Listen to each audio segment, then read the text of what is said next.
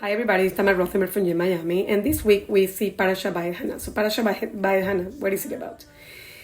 This is the continuation of the speech of Moshe, and we can divide this into three sections. So the first section, they talk about the destiny. The second section, he talk about the covenant, and the third section is the other level that is talking about the oneness. So what I mean with this? When he talked about the destinies, he mentioned things about where we were in Mount Sinai and Hashem did that initial, let's say, marriage in the relationship when he actually appeared to us and he gave us the Ten Commandments. Then the covenant is symbolizes the Ten Commandments, which is that document or those like laws that it needs to be in any relationship. And it symbolizes respect. So in any relationship that we have, we need to have respect. And why the covenant shows, and the Ten Commandments shows respect, because it shows like a formal kind of rules. Like if you want to be in this relationship, we have to follow certain things, certain values that it will increase our possibilities of having a good relationship.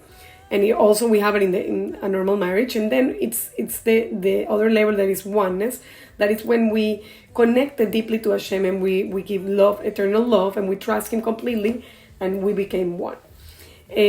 Which is what Hashem wanted. Hashem, that's the intention. And all of this, it's such a beautiful speech that in every parasha, Moshe touches a different kind of recounting of events. And why he does that? I mean, I'm trying to imagine, because it's very abstract to us to understand that this is a marvelous speech, but this speech, it has to have like a lot of impact in the people. Why? Because people and also future generations are going to forget. Remember that Moshe is not going to pass with the Jewish people to the other side, and he needs something very impactful to actually take the attention not only from the people that's there, for the children as well, for the future generation, that they'll never forget. And we're still trying to communicate this over and over again, and that's why we studied everything that we studied. We studied the parashas every week, every year, and we do those repetitions, because it has to be. We were not there with our ancestors, and one of the reasons that we study the parasha is because we need to try to connect to the source.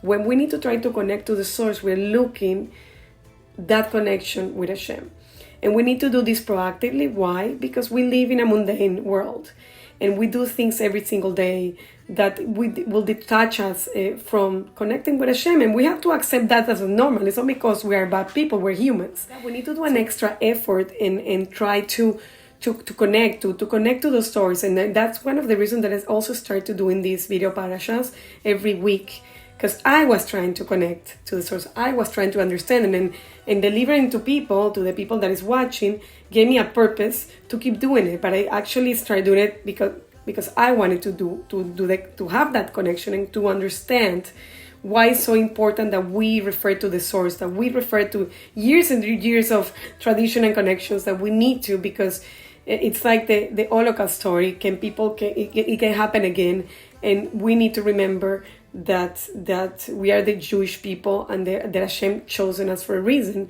and we need to be active, not only doing something for the community, also for yourself, and that's what we need to study.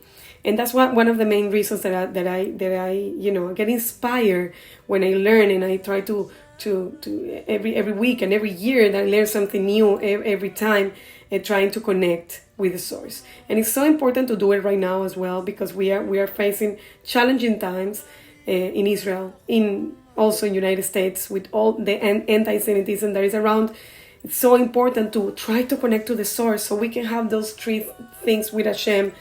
We can connect the destiny and the covenant, and we can follow the mitzvahs correctly, or at least trying to understand and try to do everything that we can, and knowing that we were looking for that oneness and that love with our Creator. And with this beautiful message, I want to wish you Shabbat Shalom, and see you next week.